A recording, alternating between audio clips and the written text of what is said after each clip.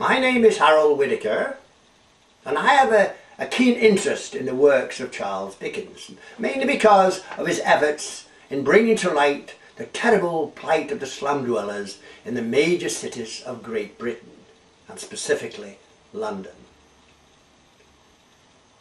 Sammy Scribins, a figment of my imagination, was a member of that blighted population who existed in a class system that was entrenched in this Victorian society.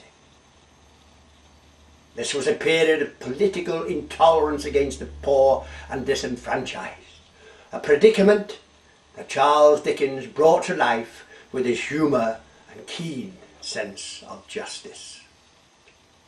Through Sammy Scribins, we will get a sense of Mr Dickens' commitment to this poor and unprotected populace.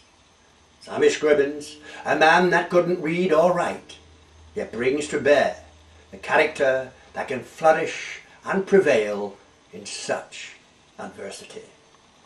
I will endeavour in this and other episodes to bring to life this unique relationship between Dickens and Scribins. I now invite you into the world of Sammy Scribins.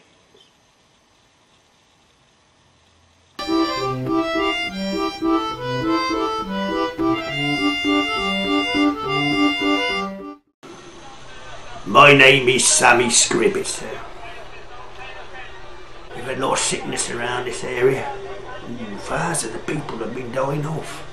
He's something cholera or something like that. He's kills a lot of people. I've been down myself with it. It's not nice, you know. It's very uncomfortable. Not smelling around a bit, I tell you. It's the whole place, the whole area is just terrible.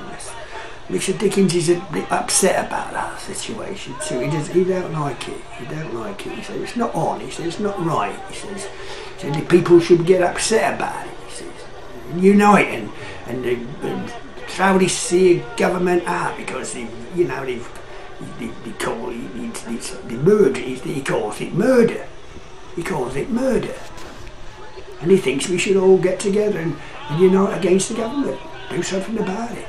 He's trying all the time, you know. He writes letters and things to the government and tells them all about it.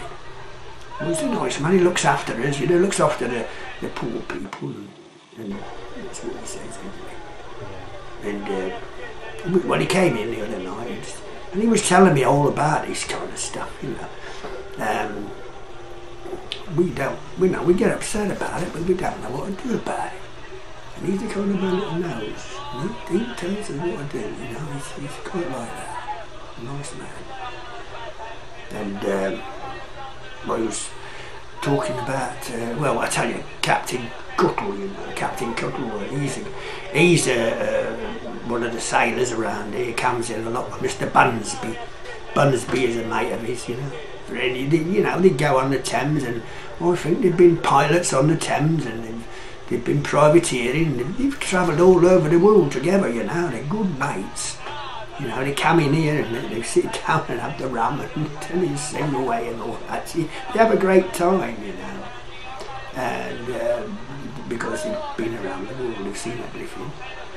Mr Dickens, hello Charlie! How are you? Yes, he says, that's Charlie. That's the gaffer. No, he comes in every night. He's the same. He works down on the Thames, you know. He's got a job. He's got a good job down there. Yeah. Well, him and his daughter, they go out in a boat and they pick up any of the bodies that are lying around here. They're floating around the Thames, you know. People, all kinds of people get in there, they're murdered and thrown in, or he drowned because they're upset or something. I don't know, but there's a lot of them, and he does make some good business out of it anyway. Told us what to Mr Dickens as well. Anyway, he came in the other day. No, that wasn't a horse day. Well, I get mixed up with the days and nights with him because sometimes he stays here right in the morning too. But anyway, he came in, but he came in with these girls, you know, off the street, you know. I don't know, I always do, remember. I'll leave that to you, eh? People say he likes his women, you know. Oh, there's that. You know, he's a married man now, you know, he is married, he was telling me that, and he's got 10 children. You can see he's pretty keen on it. He's pretty keen on it. That's why maybe there's young girls in it. I don't know. There's a lot of talk about it, but you don't want to believe, do you? No, I don't. So.